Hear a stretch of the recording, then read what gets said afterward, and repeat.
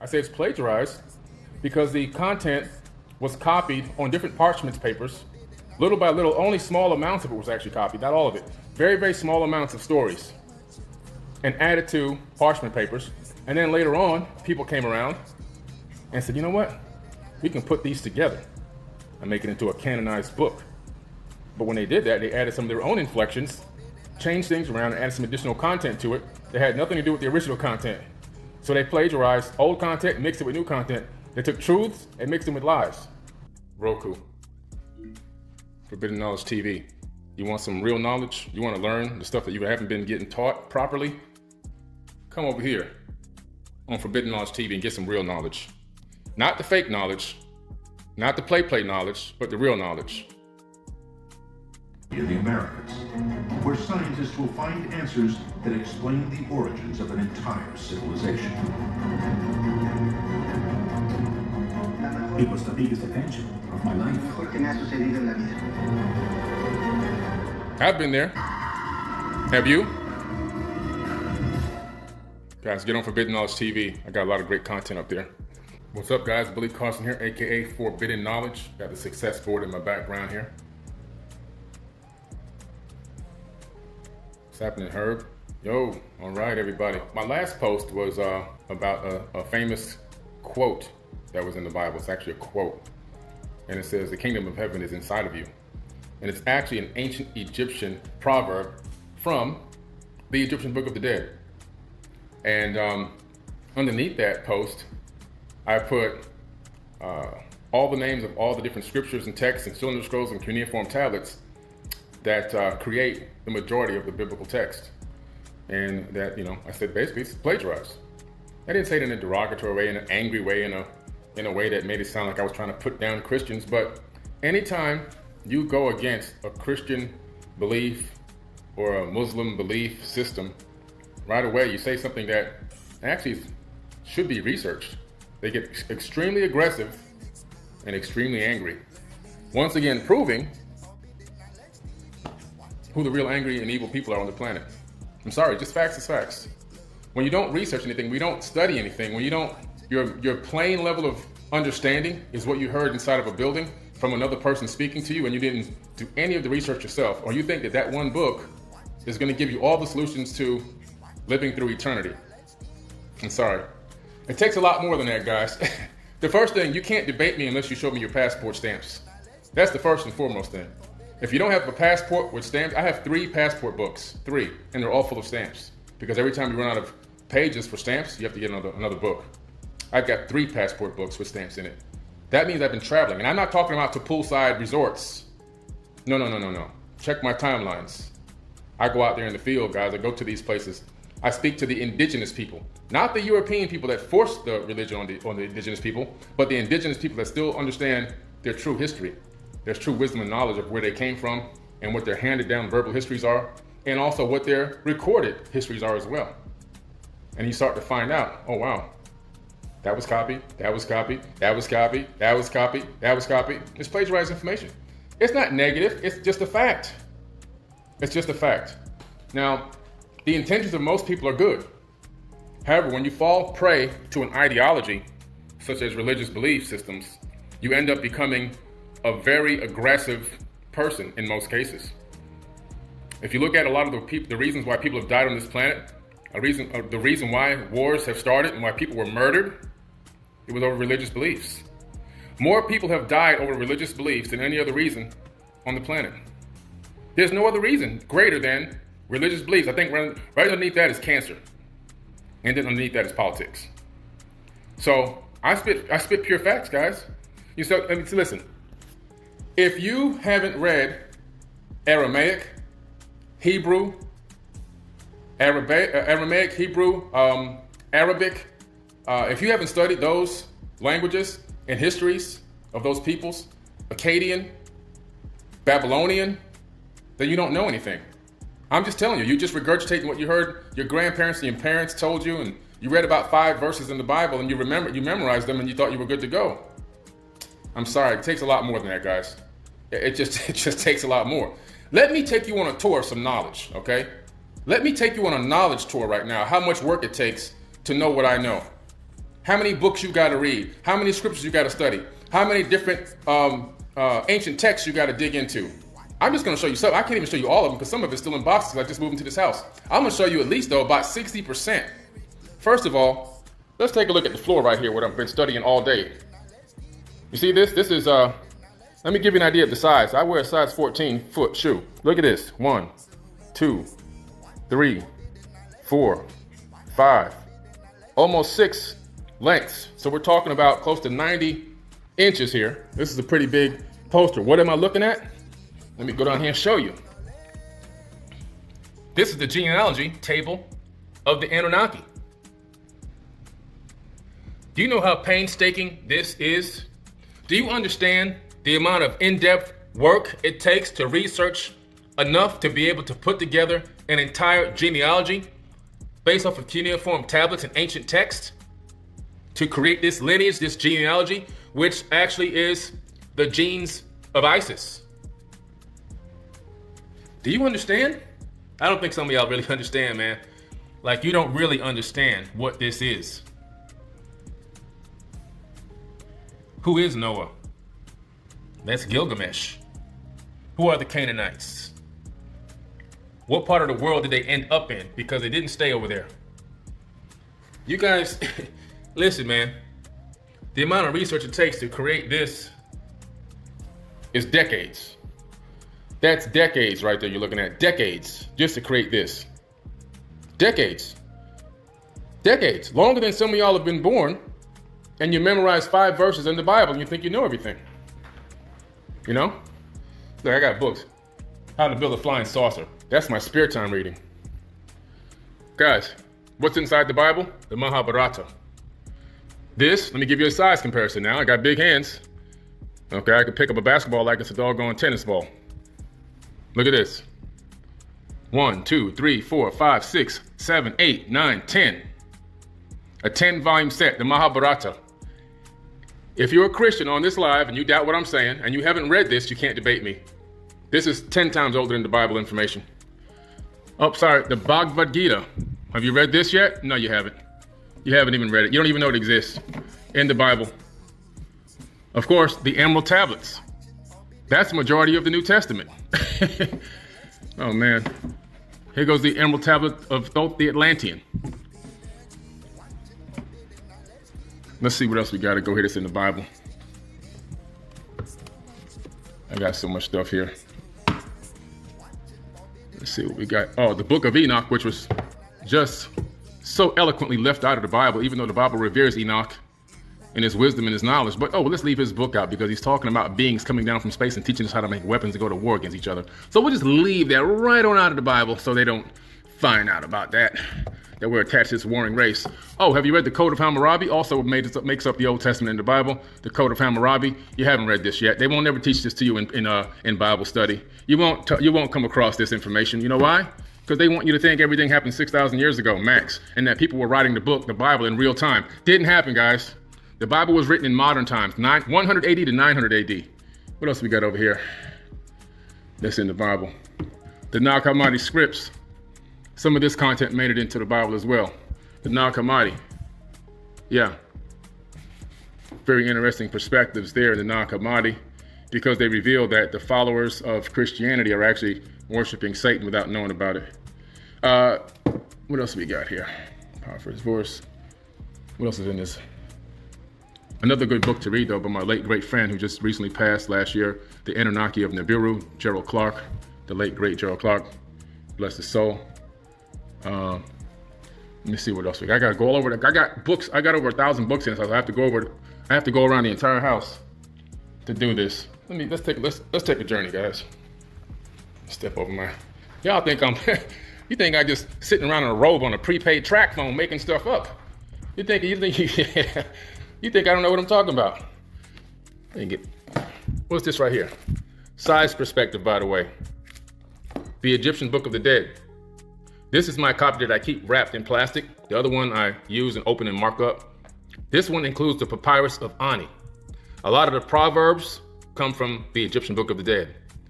A lot of the quotes that are in the New Testament come from the Egyptian Book of the Dead.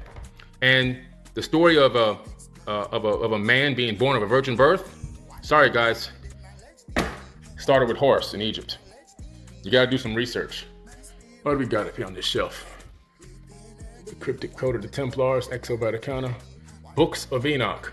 More content left out of the Bible in reference to Enoch himself. Another great read here. Let me pull this down here. Y'all gonna make me tap into my whole damn library. You see this? This is the stuff I study and research for 40 years. I can quote the Bible, scripture, page by page. I've read the Bible over 100 times. More than any Christian that's ever read the Bible. I can read hieroglyphs. I taught hieroglyphs in Egyptian mystery school. I mean, come on, man. You guys, man, listen. There's levels to this game. There's levels. Look what we got over here. The Zen Masters of Japan. The Complete Apocrypha. Here we go. Ooh, now we talking. The Complete Apocrypha. Do you know what that is? These are all the books that were accidentally on purpose left out of the modern day Bible. They tell you a much more full story of everything that happened and that they didn't want you to know about. That they said, you know what, these are good, but let's just leave these on the outside because, you know, if they read these scriptures, they're probably not going to believe our system that we're putting in place here. Yeah, this is the Complete Apocrypha. The Complete, and I've gone through this at least 50 times. Great study and research material. I'm well versed in all this biblical stuff, so whenever somebody comes at me, oh, you're trying to put down Christians. Actually not. I'm trying to get to the truth. I'm trying to get to the truth.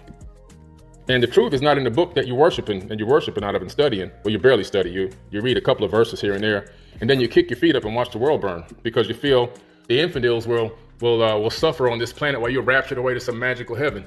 Sorry, guys, not going to happen. Classic right here. I just did a podcast with Eric Von Daniken yesterday. I can't wait for that to come out. The Tao. Oh, here goes my original copy of Chariots of the Gods. This is 50 years old. Anyway, let me go upstairs and go to some of these other books. Finish these biblical verses. Now I'm going to take you upstairs. Oh, let me stop over here real quick. Check this out. Philomath. I just got this book. Philomath. This is by Robert Edward Grant. I'm doing a workshop with him about the secrets encoded in the pyramids, specifically the Great Pyramid. This book is phenomenal. It's a whole new language here of mathematics. It's already a bestseller on Amazon. And just one day it went to bestseller. The first day it jumped out and went to bestseller the first day. Philomath, Robert Edward Grant. Get yourself a copy. I'm enjoying this book already. Phenomenal, phenomenal, phenomenal. It's going to enhance my music it's going to take my music to the next level because music is based off of mathematics. I'm having a great time with this content. Philomath.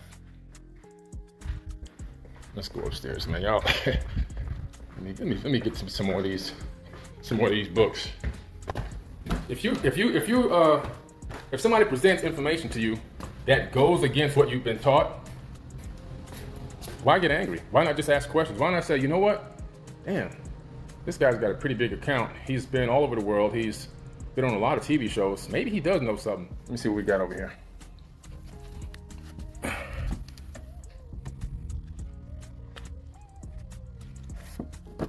Seventh Planet Mercury Rising, late great Gerald Clark.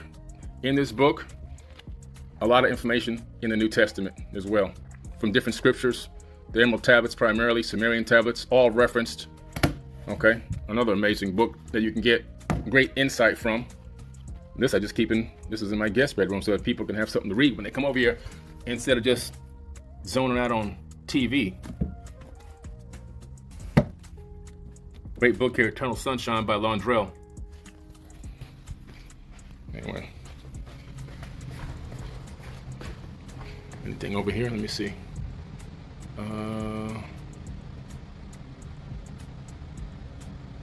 No, not really on that stack. Let's look over here, see what else we got here. Which one is this? No. Let's see what we got over here. Oh, here we go. The Tibetan Book of the Living and Dying. Proverbs. Oh, the majority of the Old Testament. Here you go, right here. Separating the waters from the waters and all that stuff. Yeah, it's all right in here. The Enuma Elish. The Enuma Elish. The 7 tablets of creation. It's in here. This predates everything by tens of thousands of years. Tens of thousands of years. And then miraculously made its way into the biblical text. And no, it wasn't written by Moses. Moses didn't write anything. Let me say that to you again. Moses didn't write anything. Joseph and Judas and Mary and John and Peter and Paul, they wrote nothing. Those people wrote not one thing. You understand what I'm telling you? The followers of Jesus, the actual, let me get this back in here, right? They were actually illiterate. They couldn't write. They teach you that in seminary.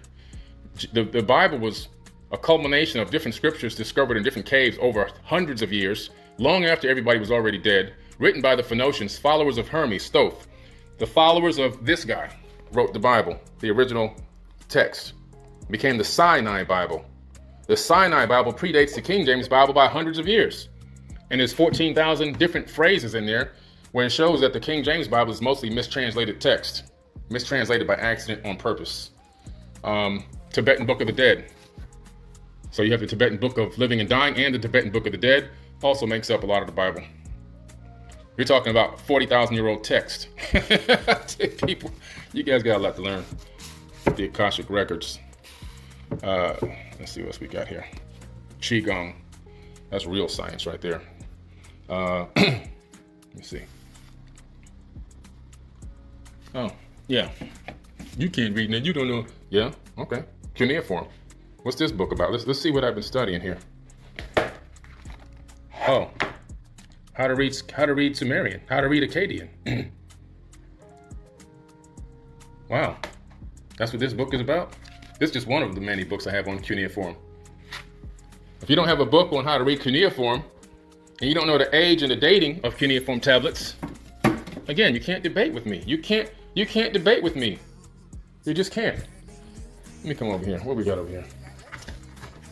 The Tao Te Ching, that's amazing right there.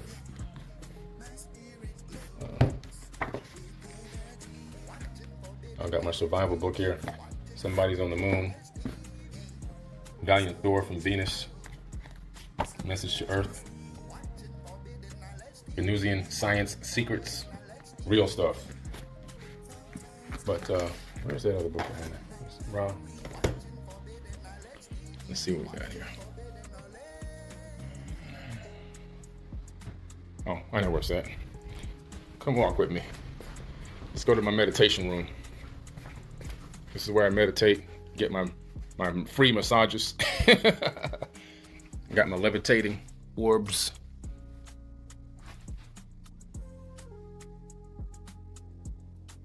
Yeah. Anyway, let's see what we got here. The Quest for Hermes Trismegistus. Oh, that's Thoth. New Testament content. The Emerald Tablet of Hermes. Totally different tablet than the ones of the Emerald Tablets. The Emerald Tablet of Hermes. More New Testament content, by the way. Okay. What else we got over here? The Hermetica. More content in the Bible. The Way of Hermes. More Bible content. What else we got?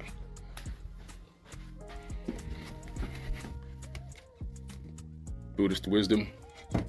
Oh, scientific facts in the Bible. Oh yeah, I studied the Bible inside and out. That's why you can't debate me, because I know a lot more than the average Christian knows. Because why? I break this Bible down into different languages. See? Oh yeah. This ain't new. This is old. Very old. I've been going in on this for a long time, guys. What that date say? July 1st, 1998. That's when I got this one. And this one has been gone through over 100 times. Researched inside, out, upside down, back and forth. I don't leave nothing out. I go through everything. I go through everything. I want all the information. I want all the knowledge. I don't want some of it. I don't want what makes me feel good on Sunday afternoon or Sunday morning. I want all of it. I want to hear everything. I want to hear the good, the bad, and the ugly. And I want to find all the sources. Battle of the Anunnaki Pleiadian gods. Where's my Quran at? Here it goes. Oh yeah, there we go. Yeah, the Quran. Yeah, I go in this deep. Been through this at least 50 times already. I want all the information. All of it. Not half of it, not some of it, not a piece of it. I want all of it. People are running around here basing their eternity off of this one book. They're basing eternity off of this one book. And yet, if I get them on an Instagram live right now and say, well, tell me, you love Jesus? Oh, I love him. I love him so much. Okay, really? Well, what happens if you don't love him? What happens if you don't pray to him and worship him and all this other kind of stuff? I'm going to get you cast into a lake of fire. Oh, really? Lake of fire. So is this more self-preservation or is it actually real love? It sounds more like you're just trying to cover your ass. It doesn't sound like you love anybody to me. The Kabbalion. Real science, guys. Real science. More Old Testament stuff right here, by the way. Okay? Alan Watts is dope.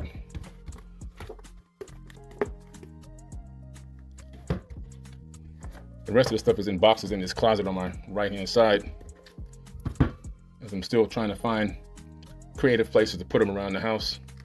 Because like I said, this time I decided that I didn't want to have all the books in one place. I wanted to spread the knowledge around everywhere so that no matter where I was always surrounded by knowledge.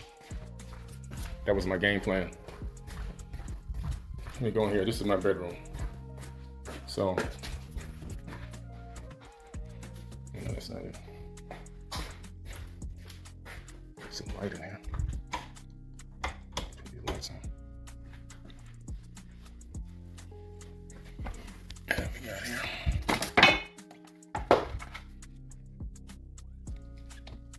Oh, there we go. I gotta buy another one of these because I tore it the other day when I was reading it. I tore a little rip in it. I don't like that. When I have ripped books, then I just buy another copy. And I tore it right here.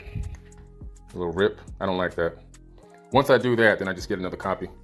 And I'll keep the other copy fresh. But this is learning to read what? Ancient Sumerian. How many pastors have this book? How many pastors are reading Sumerian text out there? How many? Is this going on in Bible study? Is this happening? Tell me what Bible study is showing you how to read Sumerian. I don't think they're doing it, guys. You know why? Because then you're going to start reading the tablets. And when you start reading the tablets and you find out the age of these tablets, you're going to be like, well, what the hell are we learning in here? Because all this stuff is ancient. And you're making it sound like somebody just talked about this 2,000 years ago. Oh my goodness, man. We got to break out of this damn spell that we're under. We are literally under a massive spell. And it's called religion. Snap out of it, guys. Snap the hell out of it. There is a God. I believe that God exists. Not the one in that book, though. That ain't no God. There is no God in the Bible. Let me say that for you one more time. God exists. God exists. Because why? The mathematics and the physics proves it. You know, I gotta give my plug, my shout out to my own books.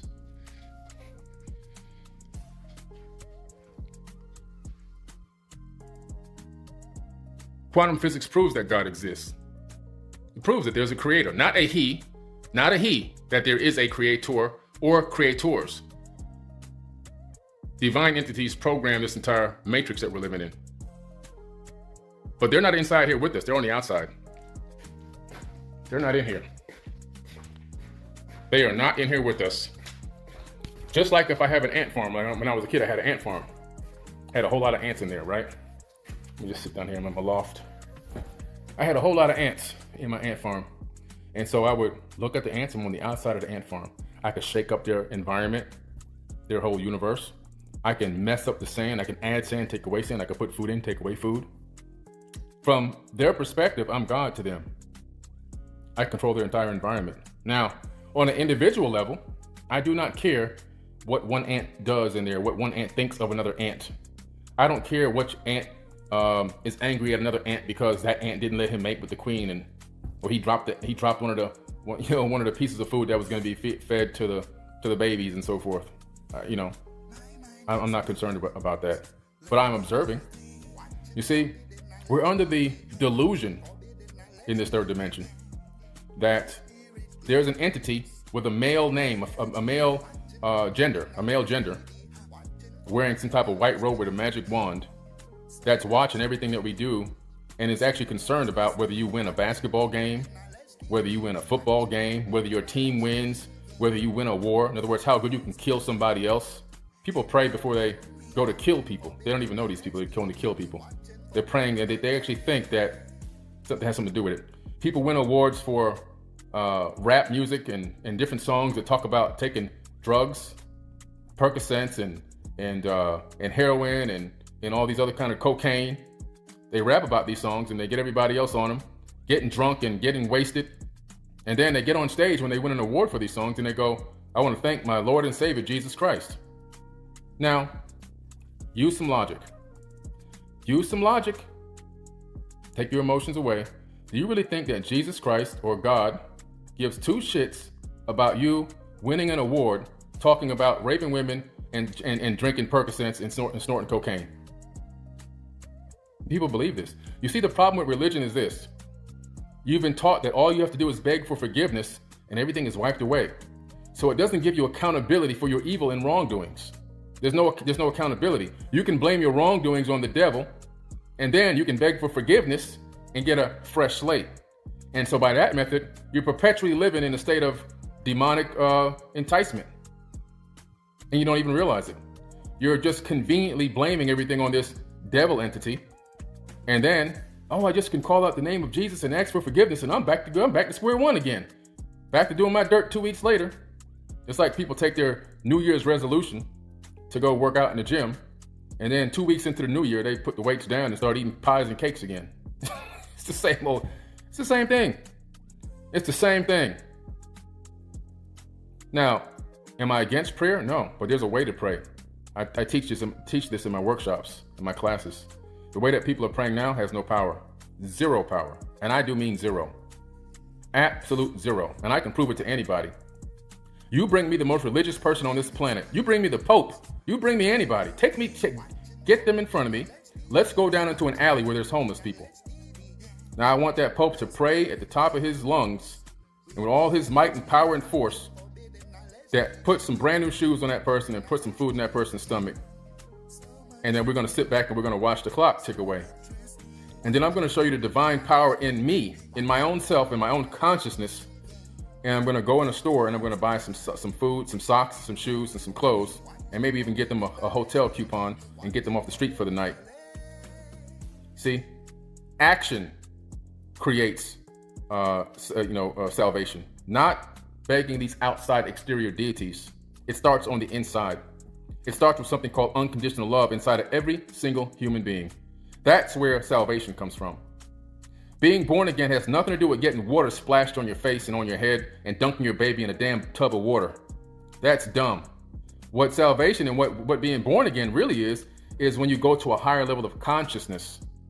So when you can look back on your previous thought patterns and realize that they were lower than where you are now, you've been born again. And you'll be born again many times in the same lifetime. You can be born again many times in the same lifetime because there's higher and higher levels of consciousness. It's an ascension process. It's an ascension process. Dunking yourself in a pool of water and dunking yourself in the beach and all this kind of stuff, eating the flesh of a man and drinking his blood and all these kind of crazy things. I'm going to make a post about this. I'm going to show you a voodoo ritual of people jumping around and doing all those dances at the voodoo ritual and drinking blood from chickens and all that. And then I'm going to show you a Pentecostal church, all the jumping and dancing and all the and drinking all the blood and drinking the wine as blood and all this kind of stuff. It's the same thing. It's the same exact thing. It's all voodoo. It's all rituals.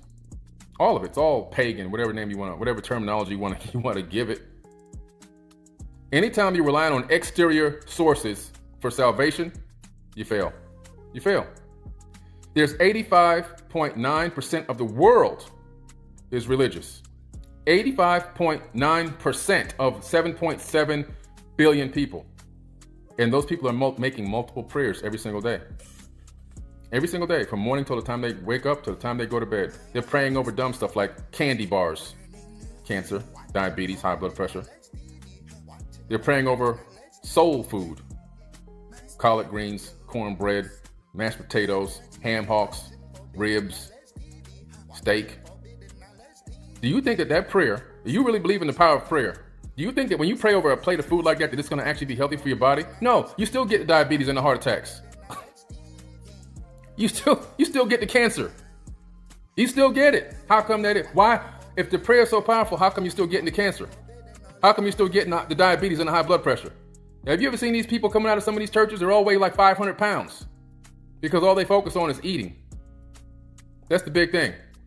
Selling more plates of this cancer at the church. You're going to pray over it, and then what's going to happen at the end? You think that you're actually going to get healthy from eating this stuff? I see people praying over cookies and candy and praying over candy bars. Are you kidding me?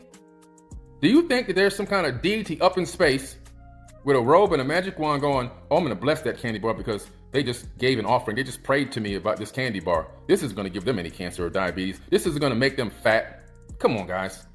We have been running around doing the most dumb stuff just based on basic logic. The Lord's Prayer in the Bible, where does that come from? That comes from Egypt. Our Father who art in heaven, hallowed be thy name. Thy kingdom come, thy will be done on earth as it is in heaven. Give us this day our daily bread, and forgive us our debts, and we forgive our debtors. But lead us not into temptation, and deliver us from evil. For thine is the kingdom, the power, and the glory forever and ever. Amen. You don't think I know these prayers? I know them all. I know every single one of them. That's the prayer of Ptah. That's Enki's prayer. He taught that to his sons. Oh, that was about 100,000 years ago. Come on, man. Y'all got to wake up, man. The 21st Psalm. The Lord is my shepherd, I shall not want. He maketh me to lie in green pastures. He leadeth me beside still waters. He restores my soul. Yea, though I walk through the valley of the shadow of death, I shall fear no evil. For thou art with me. Thy rod and staff, they comfort me. Thou preparest a table before me in the presence of my enemy. Thou anointest my head with oil. My cup runneth over. Surely goodness and mercy follow me all the day of my life, and I dwell in the house of the Lord forever. Amen. You don't think I know this stuff? I'm like a robot. My brain remembers everything. I got a photographic memory. I know all this stuff. So guys, listen to me. Where'd that prayer come from? What Christian can tell me where that prayer came from? The Lord, the 21st Psalm. They can't. They can't tell me. They can't tell me because they don't even know where it came from. And no, it didn't come from the Bible. No, it didn't come. What was Jesus' brother's name? What was his occupation?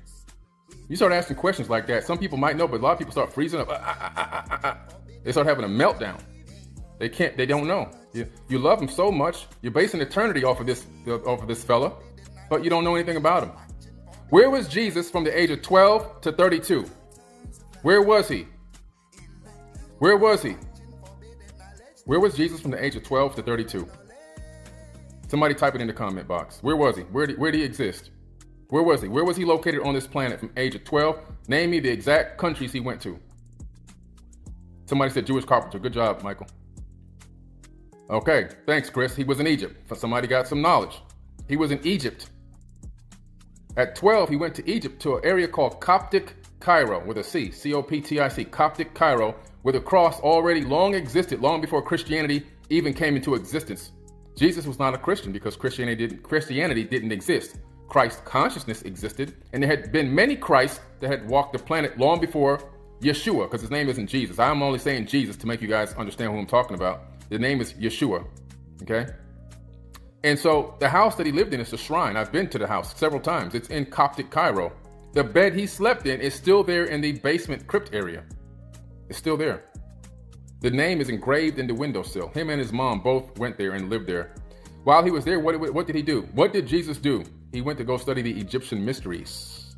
Yeah, the Egyptian mysteries taught by who? Thoth, T-H-O-T-H, the king of knowledge and wisdom. Tahuti, by many names, by many names. Kukulkan, Viracocha, by many, many names around this planet. Thor, Mercury, same person. So he went there to learn the Egyptian mysteries. He became an adept initiate into the ancient Egyptian mysteries, by the way. An adept initiate, handpicked adept initiate, and went in deep there. Once he learned the Egyptian mysteries and all the esoteric wisdom and metaphysics, where'd he go next? Tibet. He went to Tibet to learn Reiki healing with his hands, Qigong, and all those arts. He got accepted by the Tibetan monks. But see, they won't teach you this in Bible study. You'll never hear this in Bible study. You'll never hear this. You got to read the Gospel of the Holy 12 on your own because they're never going to pull it out in church. You know why? They don't even know it exists. They don't even know the Gospel of the Holy 12 even exists. Then after he left Tibet, where did he go? Where'd he go? Now, any Christians on here, guys, you're basing your eternity off of loving this guy, but you don't even know nothing about him. He left Tibet and he went to India to learn the mystic arts. Yeah, mystic arts. The stuff that now Christians call demonic and evil. No, he went to learn the mystic arts. So everything that he went and studied from the age of 12 to 32 to make him who he was, now if you go to church and talk about these things, they kick you out of they excommunicate you from the church because they say you're worshiping the devil. After he left India, what did he do? He taught reincarnation all the way back down into Egypt along the way. Reincarnation. Yeah, just like Thoth teaches reincarnation. And the ability to ascend to a high level to where you can incarnate at will. Thoth says he can even incarnate in and on the plane he desires. He can incarnate in a multi-dimensional status. He can go to different dimensions. In and on and at will. At will, he can transfer consciousness into another avatar body. At will. This is what Jesus was learning. And so that's why when you read the Emerald Tablets of Thoth, and in my book, Compendium of the Emerald Tablets, I put Thoth's verses right next to Yeshua's verses in the modern day Bible. So you can see that Yeshua was just quoting Thoth the Atlantean, his teacher. That's what he was doing. He was quoting the words of his own teacher, his master. Because the Emerald Tablets were written 36,000 years ago. So which came first, the chicken or the egg? See, y'all, you think you have a little bit of knowledge, but then you realize, if you drop your ego, you realize you don't know anything. A lot of you don't even know. You have no clue. I put 40 years in. Over 1,000 books, scriptures, cylinder scrolls, tablets, cuneiform, papyruses, traveling the world, meeting with indigenous cultures, meeting with sages, meeting with elders, meeting with homegrown archaeologists and homegrown guides in these jungles, hiking 37 miles through the jungles of Cambodia to temples, doing the Inca Trail, 3-day hike through the jungles, flying over the Nazca lines, going to all these places all around the world, in person, climbing up the Grand Gallery into the King's Chamber of the Great Pyramid. Guys, there's a lot to learn out here, but you're not going to get it staying inside of your zip code. And so if you can't travel, you can't get out and do these things. There's so much research material out here, but research goes deeper than watching somebody on YouTube and doing a Google search with your fingers. A 2-second Google search. Oh, I know everything now. No, you don't know anything. You don't know anything. Show me the passport stamps. Get me a pastor that has the passport stamps that I have that can match me up passport to passport. Let's sit down and let's talk. Let's have an open discussion. The limit of his knowledge is always going to fall back on what the biblical text is. I've done this so many times, that's why I know. I've done this. I did this in person with somebody just a couple of weeks ago. They fall back on scriptures and they start quoting scriptures again. That's the height of their knowledge. They don't have anything past that. So all they can do is keep falling back on what they already have. But see, I got the Bible, I got the Quran, but I got everything that those books came from. And I studied them intently and researched them. The fact of the matter is this. We got too many people that don't want to humble themselves. And unfortunately, the majority of those people are in religions. And so if you're in a religion, and you've been in it all your life, and your grandparents and so forth and so on, all the way down the pipeline, and you come across some information that doesn't match what you've been taught, why do you get so angry? Why do you get so aggressive? Is that what's in your teachings? Actually, it is. See, if you read the book of Deuteronomy, ask any Christian person to give you a summary of the book of Deuteronomy. You know what they're going to say? I haven't read it yet. They're never going to teach you the book of Deuteronomy in Bible study. You're not going to hear any preachers talking about it. In the Bible, where you see the word God, everywhere in the entire Bible where you see God, G-O-D, singular, mistranslation. Go back to the original text. It's God's with an S. They took the S off to bring in the mindset of monotheism, the one God mindset. The one God mindset. That's why Akhenaten was kicked out of Egypt, Pharaoh Akhenaten. He was listening to Amun-Ra, who was one of these gods with an S, lowercase g, by the way, not real gods, not the creator of the universe gods. He told Akhenaten, he demanded that he go around and start defacing all of the other gods of Egypt across anywhere he can reach, his men can reach. He started going around and slashing off the faces, the ears, the nose, chipping away at all the bodies of all the hieroglyphs of any other gods with an S across the land where they ruled. That's why when you go to Egypt, you see everything chipped away in a lot of these tombs and places where there's a lot of glyphs. A lot of it's been chipped away. Anything from the time that of Akhenaten, that's how you can date them, they have been damaged. It wasn't because white people didn't know that black people existed in Egypt. That's the ongoing myth. When you look at the date of these things, white people hadn't even appeared in Egypt at the time that these things were already chipped away. They were chipped away by Akhenaten, a black pharaoh. He ordered it to be done. Under his orders from Amun-Ra, also known as Marduk, which is in the Bible and the Jewish Torah. But you won't read that either. You just won't read that. You didn't even know Marduk was in the Bible. But anyway, so he goes around destroying all this stuff, and the people are like, this guy's destroying our history. We got to get him the hell out of here. Akhenaten is actually Moses, the real Moses. That's who Akhenaten was. He had a huge elongated head. His daughters had huge elongated heads, and so did his wife. So he had created this following of people that were believing in his one God mindset that he was ushering in under the rule of Amun-Ra, the Aten, the sun disk. And so when he was kicked out of Egypt, his followers fled with him. And they were free to go as the new pharaoh allowed them to leave. However, where he messed up was, well, he didn't really mess up, where they got them a lot of them killed. He went into the Great Pyramid and he said, I'm taking the Ark of the Covenant with me. Because the stone box inside of the king's chamber in the Great Pyramid is actually the same exact dimensions of the Ark of the Covenant. And the Ark of the Covenant was technology. It was put there because it generated immense power. We know this because people and universities in America have replicated the Ark of the Covenant based on simple instructions that were in the Bible. And they created so much power, they had to shut them down because they were creating sparks and draining the energy grid and everything else. So this is well-documented information. He took the Ark of the Covenant with him, which turned off the main power source of the Great Pyramid, which turned off the jet pillars, which were used to power the wireless electricity around the region. So the pharaoh said, oh my God, this guy took our power source. Chase him down and get it back. They didn't cross the Red Sea. That's a myth, another myth in the Bible, which has been known for now many, many decades. That's the mistranslation, but they just won't change it. Just live and think it's the Red Sea. He crossed the Sea of Reeds, a much smaller and nearby sea, much easier to cross, by the way.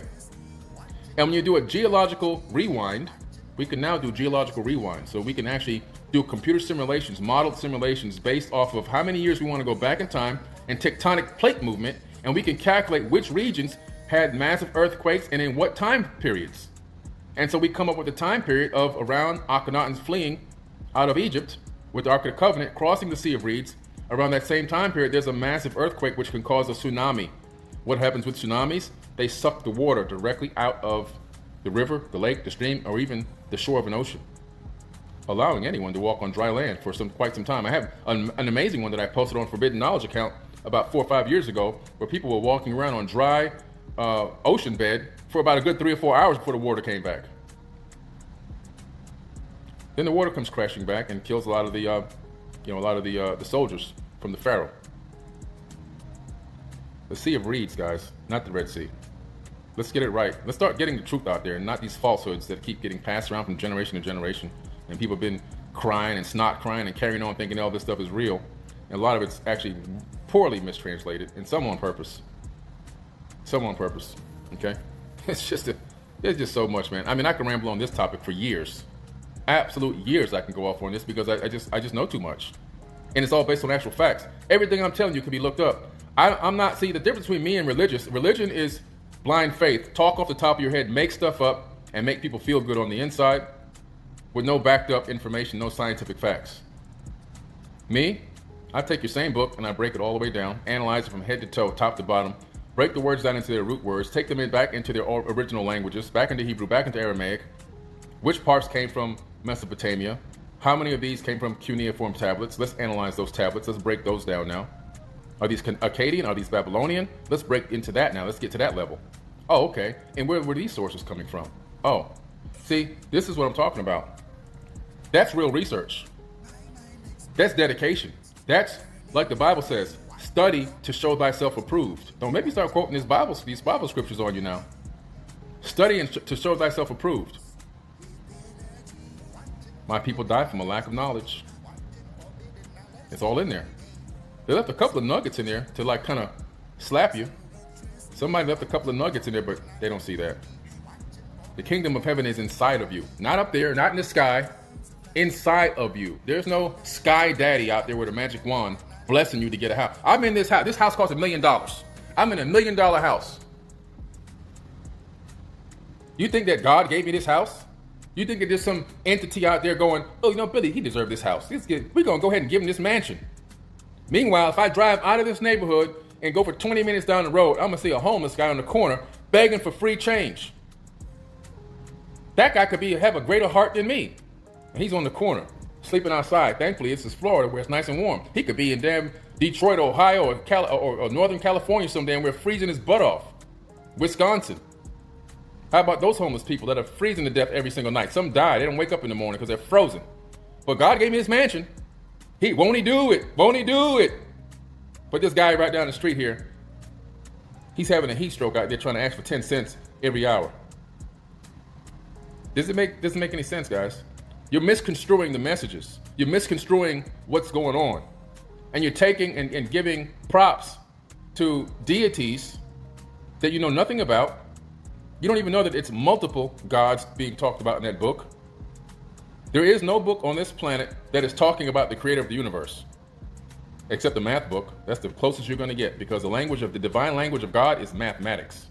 That's as close as you're going to get is mathematics. That's the close you're going to get if you want to hear the words of God. That's the absolute closest you're going to get. Other than that, there's no book. The gods of the Bible are the Netiru from ancient Egypt. The Netiru, according to the Egyptian text, they came down from heaven and they turned mud into a kingdom. These are the Atlantean Anunnaki people, advanced beings that ruled over this planet for hundreds of thousands of years. They were 1 million years ahead of us, technologically and spiritually, making it very easy for them to masquerade as gods. Masquerade. It's called, what humanity is on this planet, we're a gigantic cargo cult. We fell for the okie doke. Right now, today, if one of these beings come down from space and lands, people are going to fall to their knees and start praying right away to that guy, to a flesh and blood being that can get cut open and guillotined just like any one of us. You're going to start praying right away. Cargo cults. When a more advanced civilization meets a less advanced civilization, the advanced civilization becomes deified. That's why a lot of these advanced civilizations have something called a prime directive. Do not interfere with this civilization. They're not ready for us yet. We can influence them in ways that will destroy their growth, their conscious growth.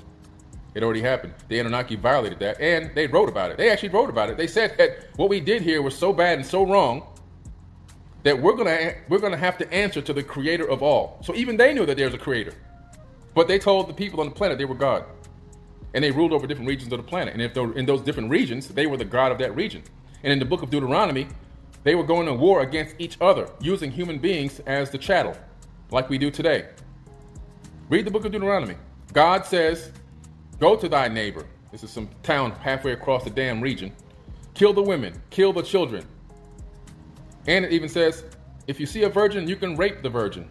If you want to, keep her as your wife. Now we have breaking and entering into their gates. We have manslaughter, murder, first degree. We have child abuse. We have rape. Then we have abduction. That's God speaking. Now tell me, is that the creator of your universe? Because that's not the creator of my universe speaking. Not mine. Not my universe. Not my universe. Angels getting drunk and having sex and having anal sex with other men and all kind of stuff. It's all in the Bible. Those ain't angels. Those are people, man. Those are people. People from Atlanta. I mean, Hollywood. I mean, Hollywood and Atlanta existed back in the day. It's the same old stuff. This stuff that's going on now with all this gender stuff, it's not new. It's old. This stuff been going on for eons. Eons. I'm not surprised by any of this stuff. It's normal. I've seen it so many times. This stuff is not new. People keep going, this is the new age agenda. They're trying to make us do this and that. No, man. Read a book. This stuff ain't no new age agenda. This is ancient agenda. This has been going on since the beginning. The very, very beginning. Read the Sumerian tablets. The Sumerian tablet, 450,000 years ago, one of these guys is having sex with his sister. Then he decides, well, I can't have an orgasm inside the vagina. I got to pull out.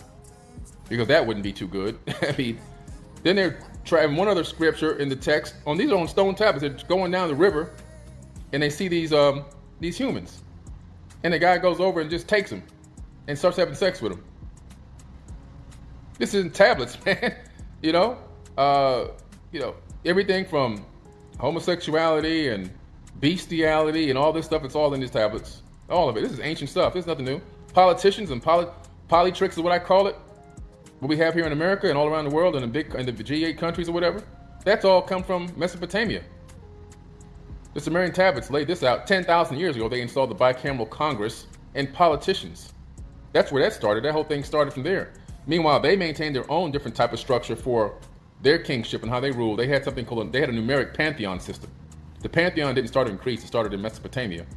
And so they had a pantheon numeric system, and based on your number was the level you were on the totem pole, so to speak.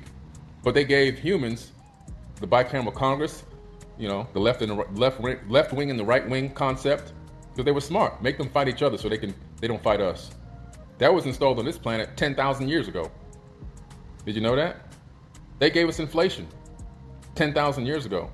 We found the tablets. What I'm telling you is all factual. We found over 1 million tablets, stone tablets, which were little IOUs, like we have dollar bills in our pockets. Well, they had little stone IOUs. A guy with an apple orchard would go over to a guy who had a goat farm, and he would say, "Hey, here's 2 satchels of apples. Let me have a goat," and he would trade and go. The next time he comes, the guy's got a shortage on goats because it's some kind of ritualistic holiday that the Anunnaki done made up, so people start killing the goats and draining the blood, so that it's just food for them, because they're not going to go hunting. You're bringing them their dinner, is what you're doing. You didn't even realize it. That's what you guys were doing, bringing them their food. But anyway, you come back, because it's a holiday, there's shortage of goats. The guy goes, "Well, here's my 2 apples. Give me an IOU from a goat." So the guy with the goat farm gives you an IOU on a little stone tablet. You walk away with it. Now you got to have these goats. You come back.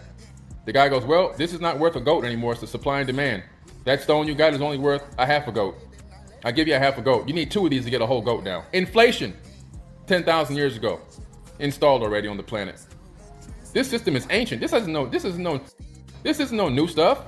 This is ancient stuff, man. This is ancient. All this stuff is old. This is old news, just being acted on over and over again and just continuing to flow in the system that was created. When Enlil built this system, he said in the stone tablets, he was building a system that will remain on this planet for all time. For all time. He told his sister Ninmah, this system will remain for all time. That's how powerful he knew it was. He was an ordainer of destiny.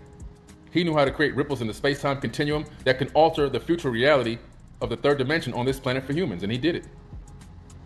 But you'll never know that until you pick up a book and start reading and start studying some of this stuff. The Epic of Atrahasis, which is probably in one of the boxes in my closet. The Epic of Atrahasis. They're never going to read that to you in church. 6,000 years older than the Bible. But again, separated the waters from the waters, and how the planet was formed, and how the grass came to be, and the beasts came to the field, and the whole thing, the whole story's there. It's all copied, guys. It's all copied from these ancient tablets. All of it. So don't get mad when I post something that goes against your little belief system, because I'm not being nasty or mean. I'm presenting to you alternative information that you should say, you know what? Let me have a little bit of courage and research this. Why don't you get a little courage? Stop being a worrier and become a warrior. Stop being a worrier and become a warrior. We need more warriors out here. People that are not afraid of every little thing that comes up that they find out about that goes against what their belief systems are. If you're so heavy into belief systems and ideologies, then forbidden knowledge is not the account for you. We're all about tearing down ideologies and belief systems. We're all about unlearning so that we can relearn. That's what we're about. It's about seeing the world in a whole totally new and different way. The way that it's supposed to be seen, with real open eyes.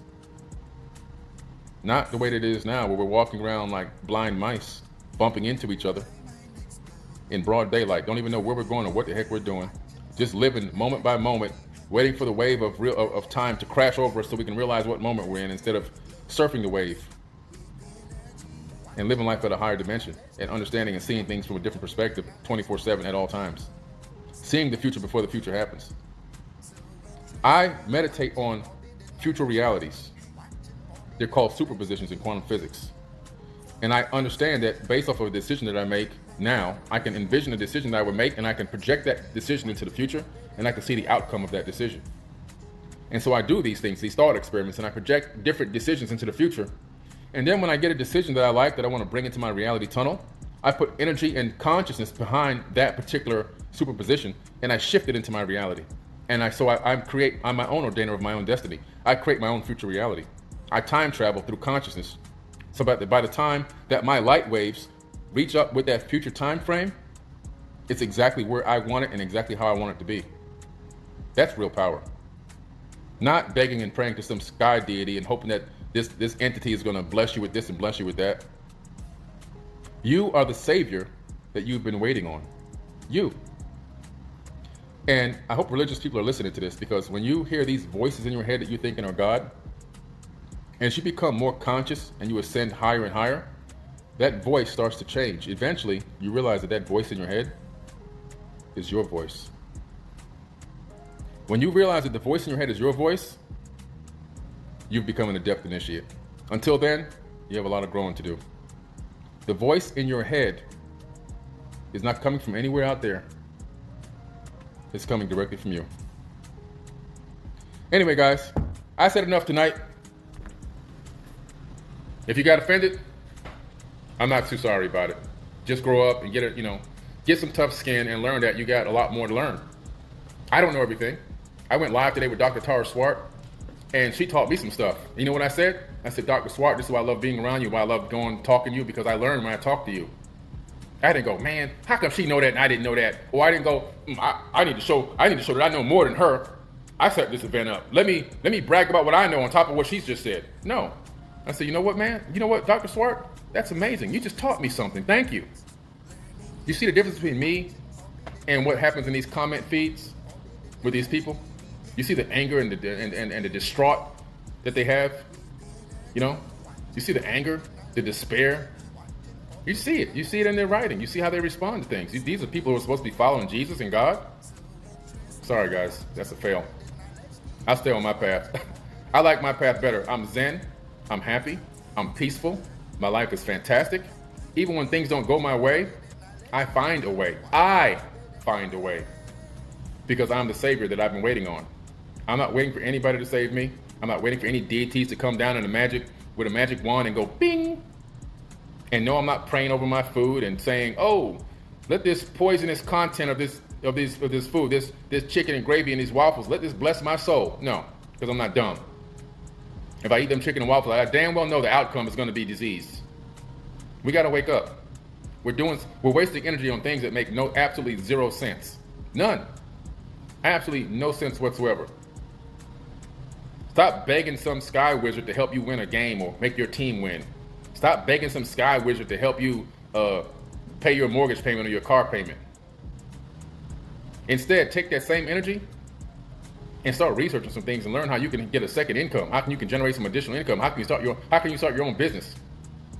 How can you find your passion and then find a need for that passion and fill that need so you can generate revenue, monetize your passions, so you don't feel like you have to work anymore. And then your income becomes unlimited. That's what you should be doing. Stop going to the temple out there and go to the temples in here. That's where you're going to find true peace, understanding, and wisdom. Drop the ego and start learning. Instead of buying weed, instead of buying fancy cars and watches that are putting you financially stressed, invest that money in books, online courses, workshops, lectures, classes. Go on an airplane, fly around the world. That's what I would do if I were you. All right? Hey, peace, guys. I love y'all. Forbidden knowledge. I'll catch y'all later. My mind explodes, learning new things. Watching Forbidden Knowledge TV. Watching Forbidden Knowledge TV. My spirit